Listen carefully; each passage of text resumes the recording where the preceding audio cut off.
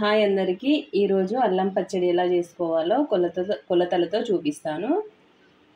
ఇప్పుడైతే ఒక గిన్నెలో చిన్నగా కడిగేసుకున్న అల్లం ముక్కలు తీసుకోవాలి. ఇప్పుడైతే సేమ్ అదే గిన్నెతోటి మళ్ళీ చింతపండు తీసుకున్నా నేను. ఇదేంటంటే మొత్తం పొట్టు నార తీసుకొని మొత్తం గింజలు లేకుండా వేసుకున్నా. ఫ్రెష్ వేసుకోవాలి. కొన్ని ధనియాలు, మినపప్పు, జీలకర్ర. అదే కప్పుతోటి బెల్లం తీసుకోవాలి. ఇప్పుడైతే ఎండుమిరపకాయలు,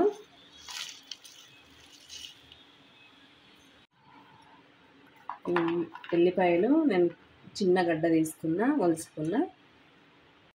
ఇప్పుడైతే ఆయిల్ పోసుకోవాలి. ఇప్పుడైతే జీలకర్ర వేసుకోవాలి, మినపప్పు, ధనియాలు. ఒకసారి అన్నీ కలిసి కలుపుకుందాము. కొంచెం వేగితే సరిపోతుంది, ఎక్కువ ఏం అవసరం లేదు. ఇప్పుడైతే మనం కడిగేసి పెట్టుకున్నాం కదా, అల్లం వేసుకుందాము.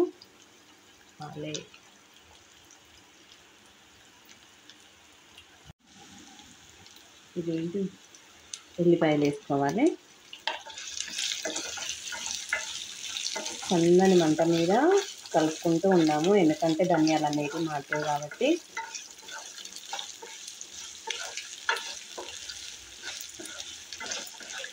అల్లం ముక్కలు అనేవి బ్రౌన్ కలర్ వచ్చే వరకు వేయించుకోవాలి. అందుకే ఒక 5 minutes వరకు కలుపుకుంటున్నాము. ఇలా లైట్ బ్రౌన్ కలర్ వస్తే సరిపోతుంది. ఇప్పుడు ఎండుమిర్చి వేసుకుందాము.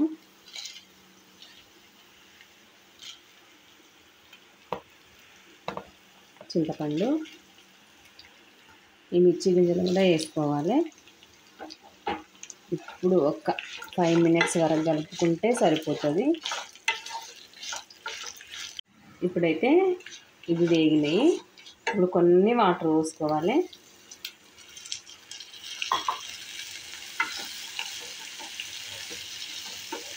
వాటర్ పోసి మంచిగా కలుపుకోవాలి.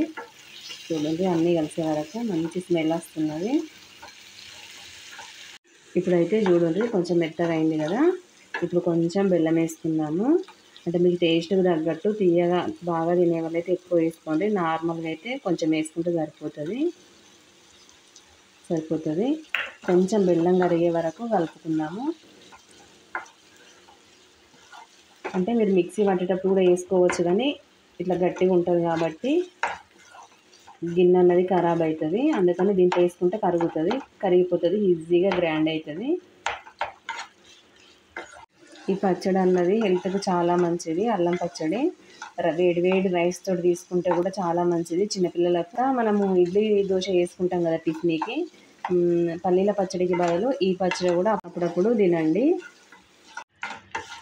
ఇప్పుడైతే బెల్లం కూడా కరిగిపోయింది చూడండి. అయితే స్టవ్ బంద్ చేసుకొని ఫ్యాన్ కింద పెట్టుకుందాము. చల్లగా కాగానే మిక్సీ పట్టేసుకుందాం దీన్ని. ఇప్పుడైతే నేను అంతా మిక్సీలోకి వేసుకుంటున్నా. ఇప్పుడైతే ఒక 1 స్పూన్ వరకు ఉప్పు వేసుకుంటున్నా. ఇప్పుడైతే ఒకసారి పట్టుకున్నా, ఇలా అయింది. అయితే ఇప్పుడు నేను దీంట్లో కొన్ని గోరువెచ్చని నీళ్ళు పోసుకోవాలి.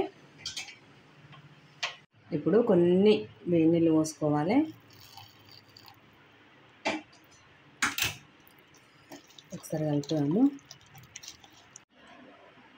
ఒక 1 స్పూన్ వరకు పొడి కారం వేసుకోవాలి.